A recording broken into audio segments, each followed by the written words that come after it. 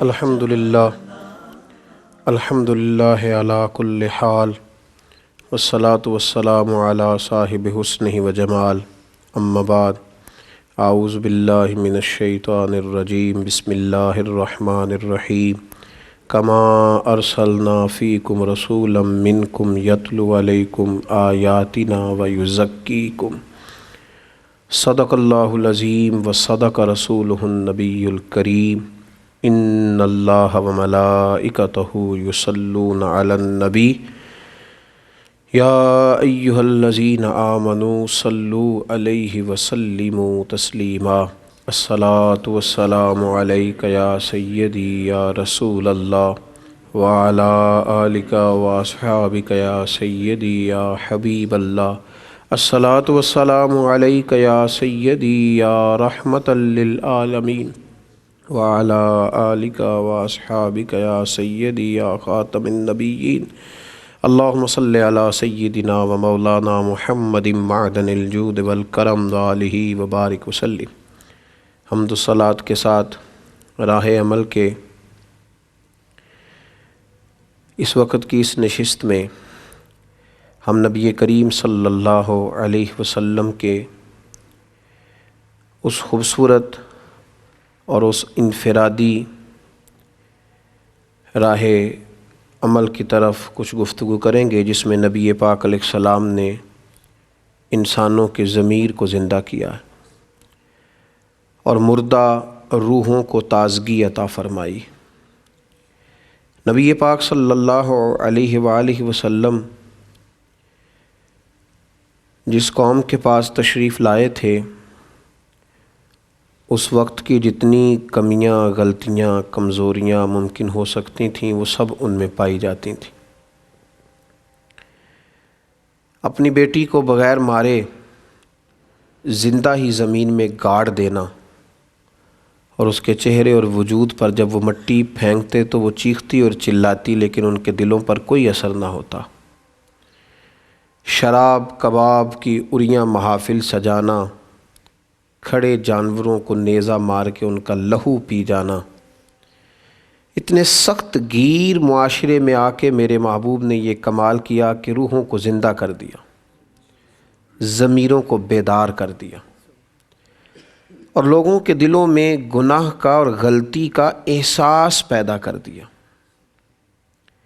قرآن مجید سورہ بقرہ کی جو آیہ کریمہ میں نے تلاوت کی ہے اس میں اللہ کریم نے فرمایا کما ارسلنا فیکم رسولا منکم یتلو علیکم آیاتنا ویزکیکم، فرمایا یہ رسول ہم نے تمہارے درمیان اس لیے بھیجے ہیں کہ یہ تم پر ہماری آیات پڑھیں گے اور تمہیں پاک فرما دیں گے۔ حضور نے گدلے، میلے اور ناپاک معاشروں کو پاک فرمایا ہے۔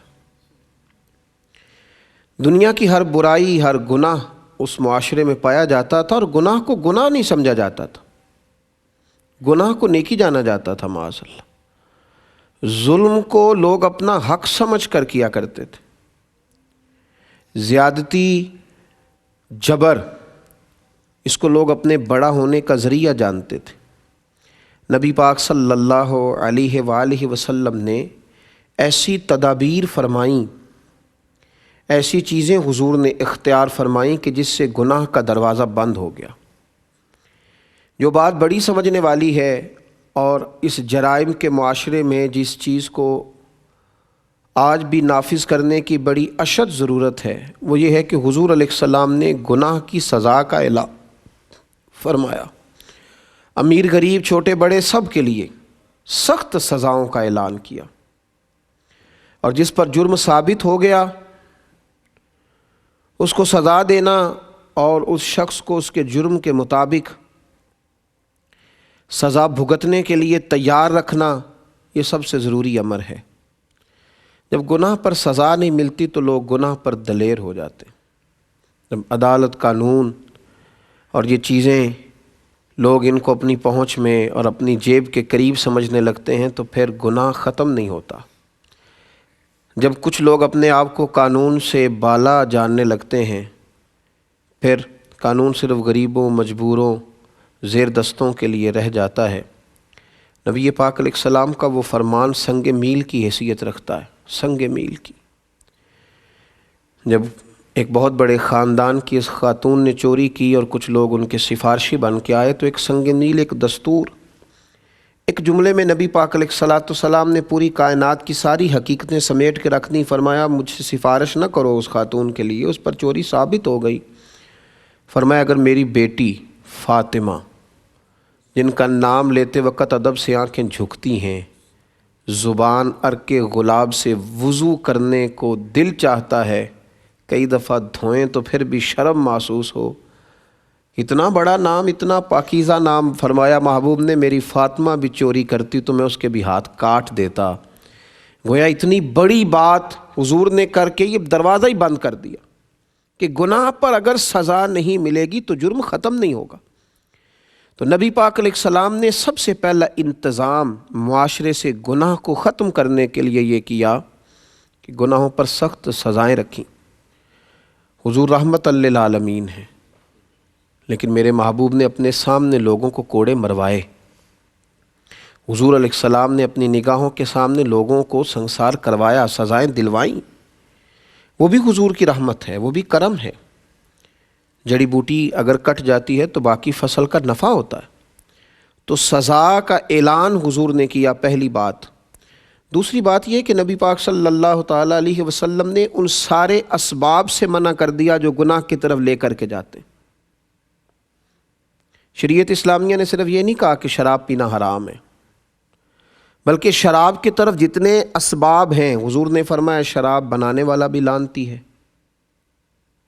صرف پینے والے کی بات نہیں، بنانے والا بھی، خریدنے والا بھی، بیچنے والا بھی، گواہ بننے والا بھی، اس سودے کو سمجھنے والا اور اس پر راضی ہونے والا بھی، اس کے لیے اسباب فراہم کرنے والا بھی۔ نبی پاک نے ان سارے اسباب کو جو گناہ کی طرف لے کر کے جاتے ہیں۔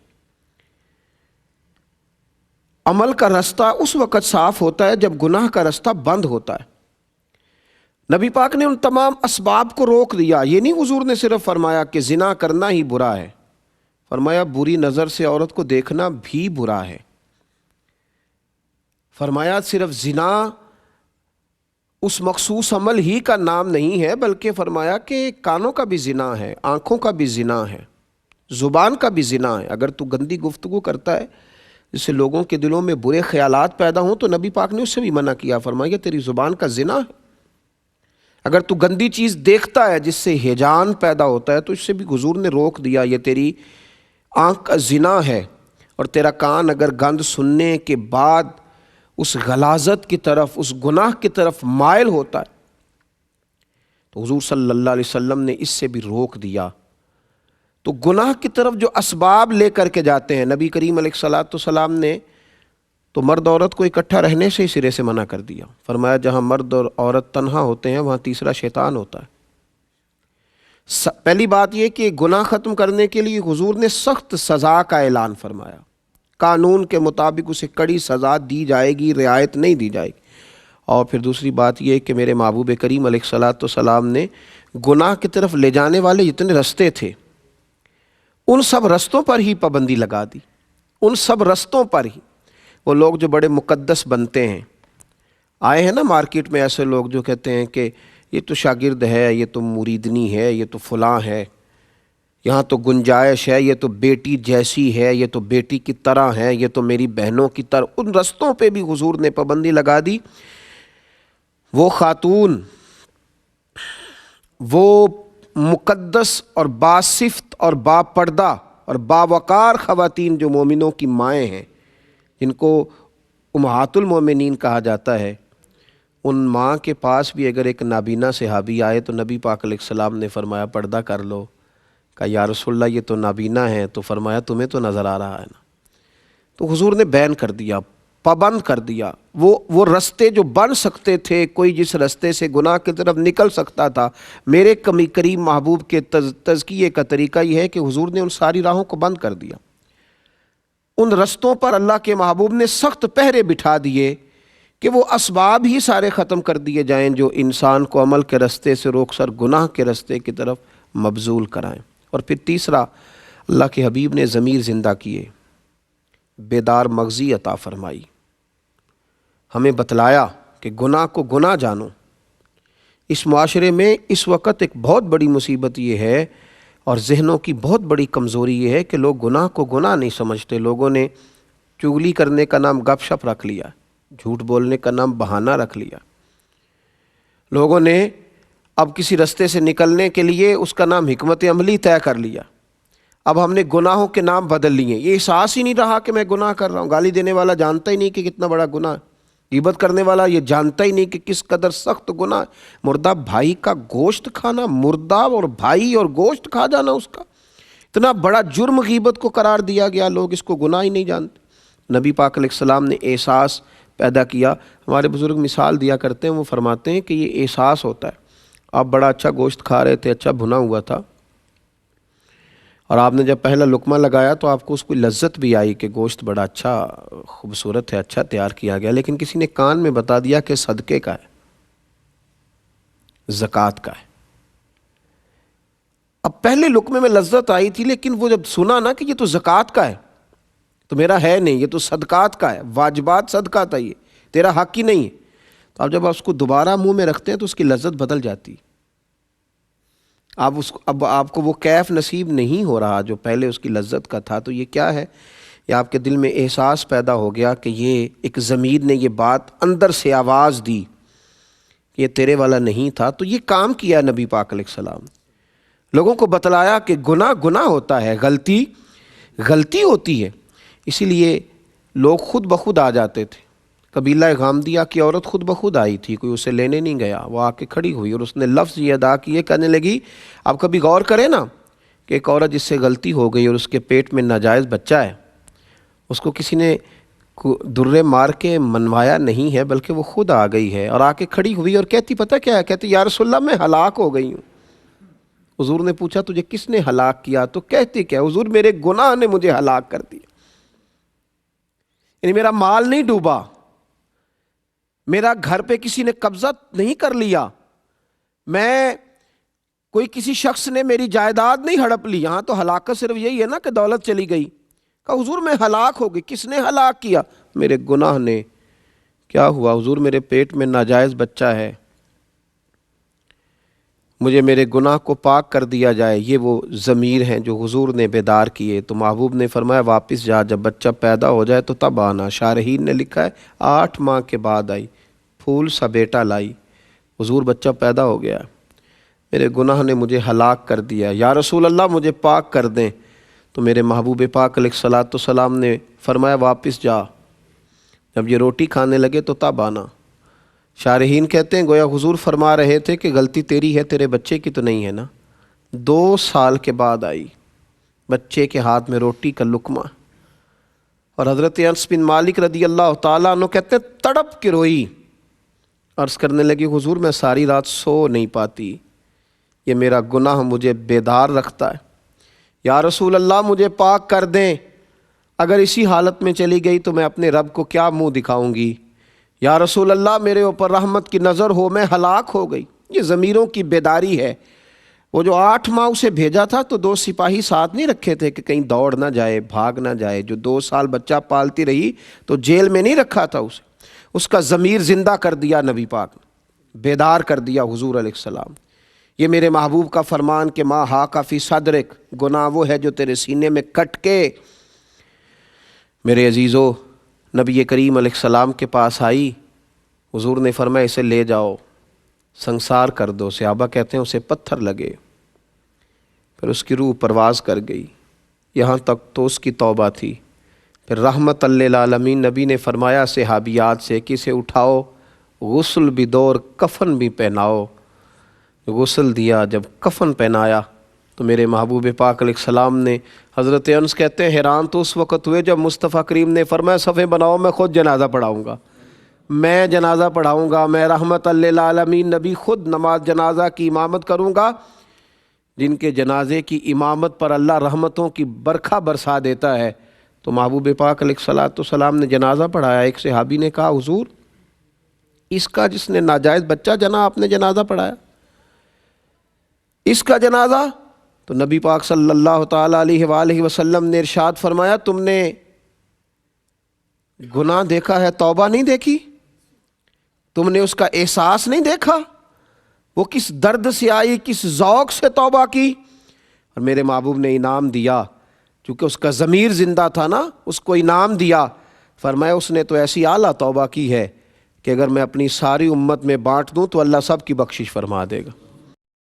ضمیروں کی زندگی، بیداری، روحوں کا زندہ ہونا، یہ نبی کریم صلی اللہ تعالیٰ علیہ وآلہ وسلم نے سکھایا، ہمیں بتلایا کہ تمہارے ضمیر جب زندہ رہیں گے۔ دیکھیں نا پھر حالات کس طرح کے ہوئے، پھر ماحول کس طرح کا بنا کہ حضرت سیدنا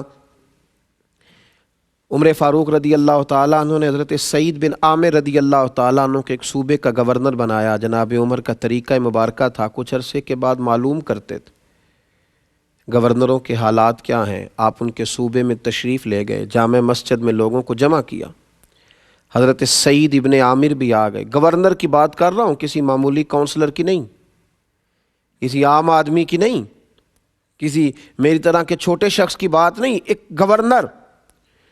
سب لوگ جامع مسجد میں جمع ہیں، گورنر صاحب کو کھڑا کیا اور پوچھا کہ تمہارا گورنر کس طرح کا ہے؟ تو لوگوں نے کہا 4 شکایات ہیں گورنر سے۔ کون کون سی؟ کہا پہلی بات یہ ہے کہ جب یہ نئے نئے گورنر بن کے آئے تھے تو فجر کی نماز کے بعد یہ لوگوں کے مسائل سننے بیٹھ جاتے تھے، اب نماز فجر کی تکمیل پر گھر چلے جاتے ہیں، اشراق چاشت کے وقت میں یعنی 8-10 بجے آتے ہیں۔ دوسری شکایت یہ ہے کہ یہ دن کو ملتے ہیں، رات کو ملتے نہیں۔ تیسری بات یہ ہے کہ ہفتے میں 1 دفعہ ملتے نہیں۔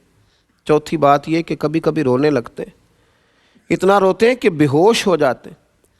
کس دیوانے کو گورنر بنا دیا ہے؟ کسی ہوش مند کو بنائیے، یہ ہے اصل جمہوریت۔ حضرت عمر نے سب لوگوں کے بیچ گورنر صاحب سے پوچھ لیا، بتائیے آپ کی شکایات آئی ہیں؟ آپ پہلے فجر کے بعد بیٹھتے تھے، اب اشراق چاشت کو کیوں آتے؟ تو گورنر صاحب یہ ہیں جن کو حضور نے زندہ کر دیا، جن کی روحیں تازہ ہو گئیں، کوئی ملمہ سازی نہیں رہی، ہر چیز حقیقت کا روپ دھار گئی، جو ان کی زبانوں پہ تھا وہ ان کی کیفیات بن گئی، وہ ان پہ طاری ہو گیا۔ حضرت سعید بن عامر رضی اللہ تعالیٰ نے رو پڑے، کہنے لگے حضور میں نے کہا تھا کہ مجھے عوامی عہدے پہ نہ لگائیے، میں اس قابل نہیں ہوں، اور آپ نے لگا دیا۔ اب آپ نے سوال پوچھا ہے تو سنیے، میں غریب آدمی ہوں، نوکر رکھنے کی طاقت اور استطاعت نہیں رکھتا، فجر کی نماز پڑھ کے نا تو پہلے بیٹھ جایا کرتا تھا، میری بیوی بیمار ہو گئی ہے، 35 سال اس وفادار نے میری خدمت کی، اب ٹانگوں سے معذور ہے، میں نماز فجر کے بعد گھر جاتا ہوں، پہلے گھر میں ناشتہ بناتا ہوں، پھر اپنے گھر میں جھاڑو دیتا ہوں، پھر اس فالج زدہ عورت کے کپڑے بدل کے اس کے منہ میں روٹی کے لقمے ڈالتا ہوں، واپس آتے دیر ہو جاتی ہے۔ حضرت عمر کہتے ہیں پہلے جواب نہیں، لوگوں پر سختہ طاری کر دیا۔ دوسرا سوال یہ ہے کہ دن کو ملتے ہو تو رات کو کیوں نہیں ملتے؟ تو حضرت سعید بن عامر رو پڑے، عرض کرنے لگے حضور داڑھی ساری سفید ہو گئی ہے، پھل پک گیا، پتہ نہیں کس وقت عرش کا مالک بلا لے۔ تو حضور دن میں نے مخلوق کے لیے رکھا ہے، رات اپنے رب کے لیے رکھی ہوئی، رات مصلی پہ بیٹھ جاتا ہوں، روتا رہتا ہوں، معافیاں مانگتا رہتا ہوں۔ اب دوسرے جواب نے تو لوگوں کے سب کی آنکھیں آنسوؤں سے بھر دیں، لوگ تڑپنے لگے۔ حضرت عمر فاروق رضی اللہ تعالیٰ عنہ نے تیسرا سوال پوچھا، فرمایا بتا نا تو ہفتے میں 1 دن ملتا کیوں نہیں؟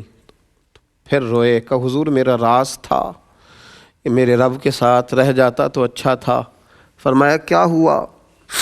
عرض کی حضور میں نے عرض کیا نا غریب ہوں، میرے پاس جوڑا ایک ہی ہے، ہفتے میں نا 1 دن اپنے کپڑے دھو کے خشک ہونے کو ڈال لیتا ہوں، پھر بیوی کے کپڑے پہن کے بیٹھا رہتا ہوں، سردی کا موسم ہے تو جوڑا سوٹ خشک ہونے میں شام ہو جاتی ہے، 1 دن نہیں آ پاتا۔ اب تو حضرت عمر بھی رو پڑے، فرمایا چل آخری بات کر، آخری بات بتا۔ کبھی کبھی تو بیٹھے بیٹھے رونے لگتا ہے اور پھر بے ہوش ہی ہو جاتا ہے، یہ لفظ کہے تو حضرت سعید بن عامر پھر رو پڑے اور عرض کرنے لگے حضور 40 سال عمر تھی جب کلمہ پڑھا تھا، اور جب 40 سال کے گناہ یاد آتے ہیں تو پھر مجھ سے صبر نہیں ہوتا، پھر میں رو پڑتا ہوں۔ آپ دعا کریں نا رب کریم مجھ سے حساب نہ لے، میں تو 40 گھنٹوں کا حساب نہیں دے سکتا۔ 40 سالوں کا کیسے دوں گا؟ بس اس جواب نے تو جامع مسجد کی دیواروں کو بھی گویا رلا دیا۔ ہر شخص آہوزاری کرنے لگا، ہر شخص رونے لگا۔ جناب سیدنا عمر فاروق رضی اللہ تعالیٰ عنہ سے حضرت سعید بن عامر کہنے لگے حضور پردہ تو کھل ہی گیا، بات تو آپ نے سن ہی لی، اب میری سزا کا بھی اعلان کر دیں، اب بتا دیں۔ تو جناب عمر فاروق رضی اللہ تعالیٰ عنہ نے ہاتھ اٹھائے اور فرمانے لگے، دعا مانگنے لگے، اے اللہ میرے نبی پاک علیہ السلام کی امت کو اس طرح کے کچھ اور گورنر بھی عطا فرما، کچھ اور گورنر بھی اس طرح کے دے۔ میرے عزیزو، جب ضمیر زندہ ہوتے ہیں، جب طبیعتیں تازہ ہوتی ہیں، جب روحیں بیدار ہوتی ہیں، پھر اس قسم کے جواں فکر، جواں حوصلہ لوگ پیدا ہوتے ہیں۔ اور جب ہماری سوچیں گناہ کو گناہ ہی نہ سمجھیں، جب لوگ رشوت لے کر کے یہ کہیں کہ میں کوئی غریبوں سے نہیں لیتا، میں صرف امیروں سے لیتا ہوں، تیری ڈیوٹی لگی اب حساب لینے کی، اب تو حساب لیا کرے گا۔ جب لوگ کسی کو گالی دے کے کہیں کہ اس کا بنتا تھا، اس کا ہوتا ہی یہ تھا، پھر اس کا معنی ہے ضمیر مردہ ہو گئے۔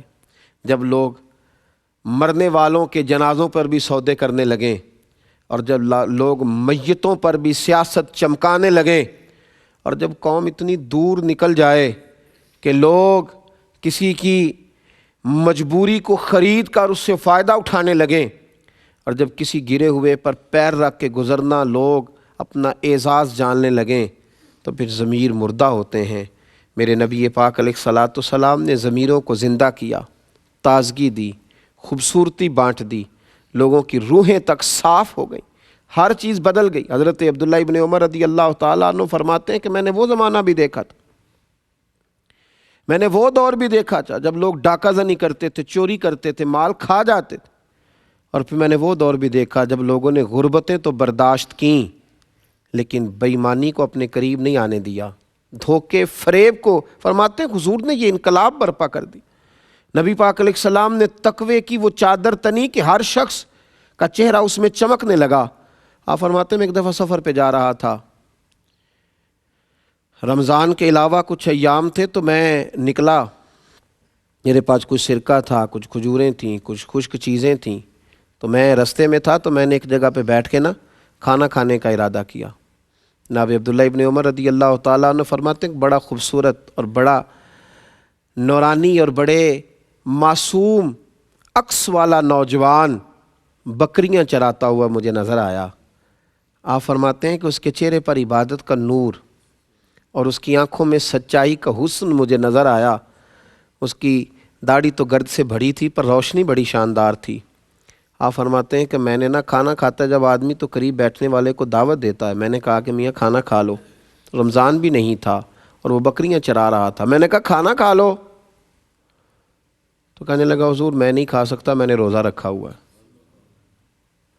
فرماتے میرے دل میں خیال آیا کہ صرف عبادت گزاری ہے یا تقوی کا بھی کوئی معیار اس نے اپنایا۔ میں اس کے قریب گیا تو میں نے جا کے اس کو کہا کہ تیری بکریاں بڑی پیاری ہیں، ایک میرے ہاتھ بیچ نہیں دیتا؟ تو وہ کہنے لگا حضور میری نہیں ہے، میں تو اجرت پر بکریاں چراتا ہوں، مالک کوئی اور ہے۔ فرماتے میں نے اس سے کہا کہ مالک سے کہہ دینا کہ ایک بکری بھیڑیا لے گیا تھا، بڑی سادی سی میں گفتگو کر رہا ہوں، اس سے کہہ دینا کہ ایک بکری بھیڑیا لے گیا تھا، کیا ہوتا ہے؟ یہاں لوگ آنکھیں چرا کے کہیں کچھ نہیں کر رہے، کہہ دینا۔ آپ فرماتے ہیں کہ کوئی جوش خطابت نہیں، کوئی بات نہیں، کوئی واعظ نہیں، کوئی نصیحت نہیں، کوئی کسی صوفی کا فرمان نہیں، بکریاں چرانے والا چرواہا، لیکن اس کے جملے نے میرے پورے وجود کو نور کے اندر کھڑا کر دیا لا کے۔ فرماتے ہیں وہ مجھے کہنے لگا حضور بکریوں کے مالک کو تو کہہ دوں گا بھیڑیا لے گیا ہے، اور جب دنیا کا، کونین کا اور عرش کا مالک پوچھے گا تو اسے کیا جواب دوں گا، اسے کیا بتاؤں؟ اللہ کے حضور بھی تو جانا ہے نا۔ یہ ہے ضمیروں کی زندگی، یہ ہے روحوں کی زندگی، یہ ہے جب دل زندہ ہوں۔ پھر اعلیٰ حضرت فاضل بریلوی رحمۃ اللہ علیہ فرماتے ہیں خوف خدا اور فکر آخرت یہ دو تیرے منہ میں لگامیں ہیں، یہ لگام ڈال کے کسی کے کھیت میں بھی تجھے کھلا چھوڑ دیا جائے گا تو کبھی بھی بددیانتی نہیں کرے گا، لیکن اگر تیرا ضمیر مردہ ہو جائے پھر بہت واعظ و نصیحت، بہت سارے دلائل بھی تیرا کچھ نہیں کر سکتے۔ حضرت عبداللہ ابن عمر رضی اللہ تعالیٰ عنہ فرماتے اس نوجوان کی بات اتنی بھلی لگی کہ میں سفر چھوڑ کر کے واپس آیا اور میں نے واپس آ کے معلوم کیا کس کا غلام ہے، مجھے بتایا گیا فلاں کا غلام ہے۔ فرماتے ہیں پہلے میں نے وہ غلام خریدا، پھر وہ ساری بکریاں خریدیں، پھر وہ بکریاں میں نے اسی غلام کو تحفے میں دے دیں، اسی کو تحفے میں لوٹا دیں۔ تو وہ کہنے لگا حضور یہ کیا ہے؟ فرمایا یہ تو جب اپنے رب سے ڈرتا تھا تو رب کریم نے یہ تجھے اس کا بدلہ عطا فرمایا ہے، ایک چھوٹا سا نذرانہ ہے میری طرف سے۔ ضمیروں کی زندگی، حضرت امام غزالی رحمۃ اللہ علیہ فرمایا کرتے تھے جو کامل مومن ہوتا ہے نا، یہ جملہ یاد رکھنا آپ، فرماتے تھے جو کامل مومن ہوتا ہے نا، رائی کے دانے کے برابر بھی گناہ کرے تو اسے پہاڑ جانتا ہے۔ اتنا سا کسی کا دل اس کی وجہ سے تکلیف میں آئے تو اس کے سر پہ پہاڑ رائی کے دانے کے برابر گناہ کرے تو تڑپ جاتا ہے۔ اور فرمایا جو منافق ہوتا ہے، منافق وہ پہاڑ کے برابر بھی گناہ کر کے رائی جانتا ہے، اس لیے کہ اس کا دل مردہ ہو گیا، اس کے اندر ایمان کی وہ رمق، وہ حسن، وہ خوبصورتی نہ رہی۔ تو جب دل زندہ ہوتے ہیں، ضمیر زندہ ہوتے ہیں، روحیں زندہ ہوتی ہیں، پھر انسان انقلاب برپا کرتے ہیں، پھر روشنی۔ حضرت سعد بن ابی وقاص رضی اللہ تعالیٰ عنہ فرماتے ہیں کہ ایک علاقے میں ہم گئے تھے جہاد کی غرض سے، تو اس علاقے کے بادشاہ کا تاج بڑا معروف تھا کہ اس نے بڑے قیمتی ہیرے اپنے تاج میں لگوائے۔ تو میں نے تمام فوجیوں سے کہا کہ اس کا تاج اگر ہاتھ آ گیا نا تو مال خزانہ میں بڑا قیمتی رہے گا، تو خیال رکھنا۔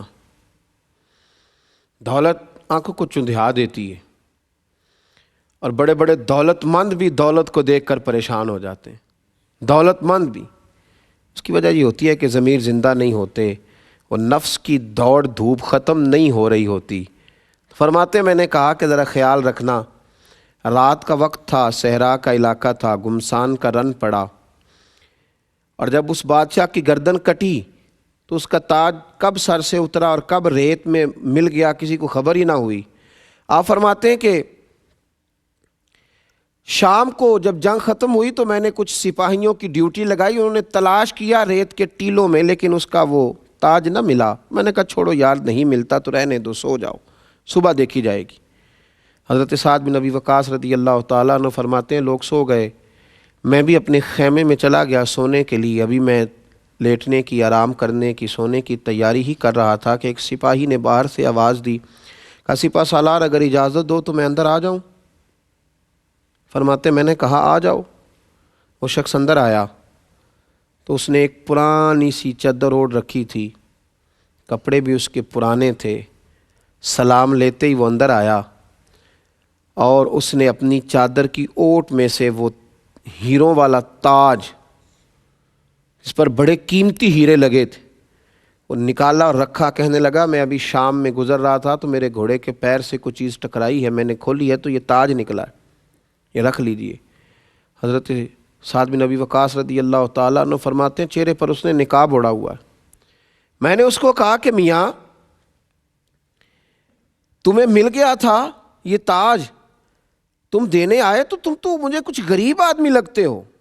اس نے کہا حضور جب میں اپنے گھر سے چلا تھا نا تو 11 بچوں کا باپ ہوں، ایک شام کا کھانا تھا گھر میں، اگلی صبح کے لیے کھانا موجود نہیں تھا۔ دامان توکل کی یہ خوبی ہے کہ اس پر پیوند لگے ہوتے ہیں پر دھبے نہیں ہوتے، اور غیرت ہے بڑی چیز جہان تگ و دو میں، پہناتی ہے یہ فقر کو تاج سردارا۔ جب ضمیر زندہ ہوتے ہیں تو پھر یہ چھوٹے چھوٹے کاموں پر انسان کے منہ سے پانی نہیں ٹپکتا، پھر وہ کردار کا غازی ہوتا ہے، پھر اس کے لب و لہجے میں جو اس کی زبان پر ہوتا ہے اس کی روح پر بھی طاری ہوتا ہے۔ حضرت سعد بن ابی وقاص کہتے ہیں کہ میں نے اسے کہا تجھے تو بڑی ضرورت تھی یار، تو بڑا دیانتدار ہے۔ یہ لفظ میں نے کہے تو اس نے رخ پھیرا، اور جب وہ باہر جانے لگا تو میں نے آواز دی، میں نے کہا میاں سنو۔ اس نے میری طرف رخ نہیں پھیرا، چہرہ باہر کی جانب رکھا۔ میں نے کہا اپنا نام ہی بتاتے جاؤ، اپنے والد اور قبیلے کا نام ہی بتاؤ۔ تو کیا اس نے توجہ نہیں کی، اس نے رخ نہیں پھیرا، اور وہیں کھڑے کھڑے ایسا جملہ کہا کہ میری روح کو تازہ کر گیا۔ کہنے لگا حضور یہ تاج میں نے دیانتداری کے ساتھ آپ کے حوالے کیا ہے، تو یہ میں نے اپنے لیے نہیں کیا، یہ میں نے اپنے لیے نہیں کیا، یہ اشتہار چھپوانے، پوسٹر لگوانے اور لائکس بڑھانے کے لیے نہیں کیا، یہ میں نے اللہ اور اس کے رسول کی رضا کے لیے کیا ہے۔ اور جس رب رسول کے لیے میں نے یہ کام کیا ہے نا، وہ میرا نام بھی جانتے ہیں اور میرا قبیلہ بھی جانتے ہیں اور میرے والد کو بھی جانتے ہیں، مجھے لوگوں کو بتلانے کی ضرورت نہیں۔ یہ کب ہوتا ہے؟ جب ضمیروں میں زندگی ہوتی ہے، جب روحوں میں تازگی ہوتی ہے، جب انقلاب روح کا آتا ہے، طبیعت کا آتا ہے۔ نبی پاک علیہ الصلاۃ والسلام نے تقوی کی روشنی سے لوگوں کو آشنا کیا۔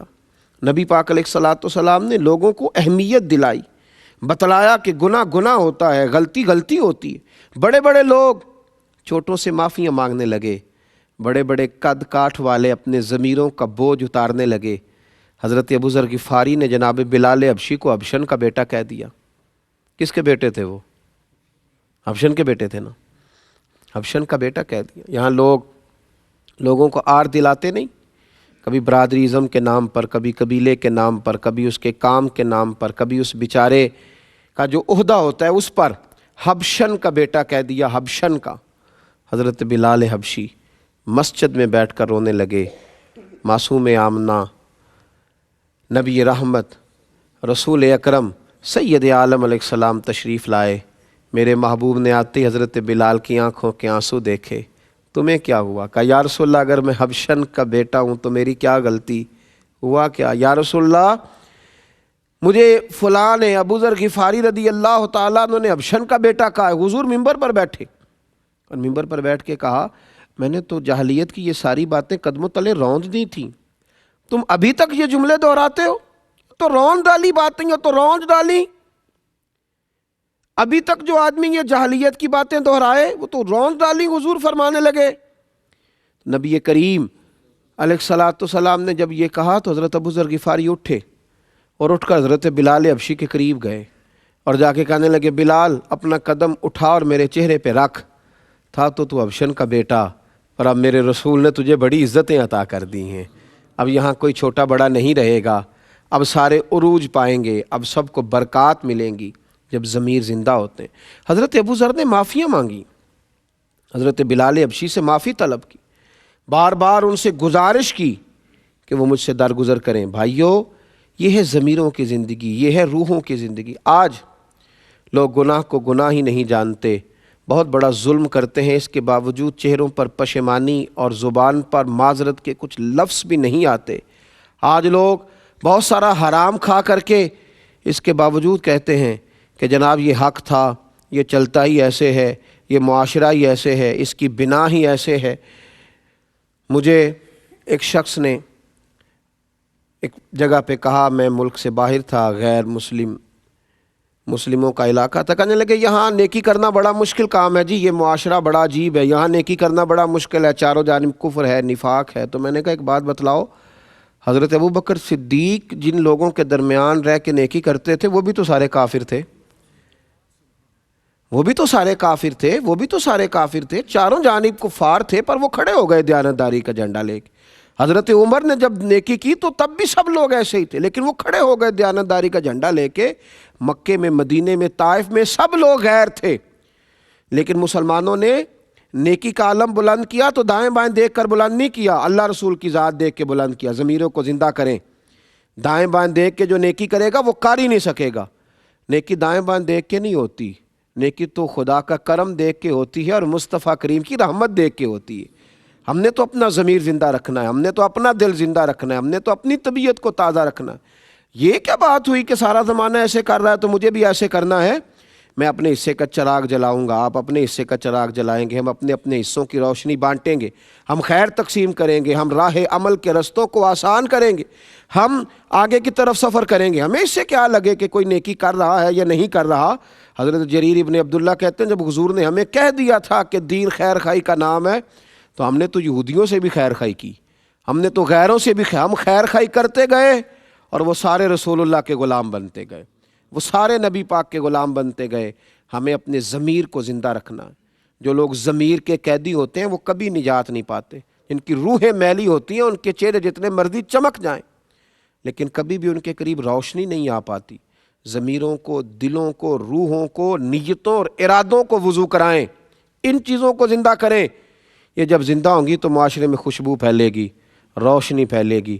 دعا ہے رب کریم کی بارگاہ میں اللہ تعالیٰ محبوب کے تزکیہ نفس کا فیض ہمیں عطا فرمائے، ہمیشہ مدحت خیر الانام میں گزرے۔ دعا ہے یہ عمر درود و سلام میں گزرے۔ آخر دعوانا ان الحمدللہ رب العالمین۔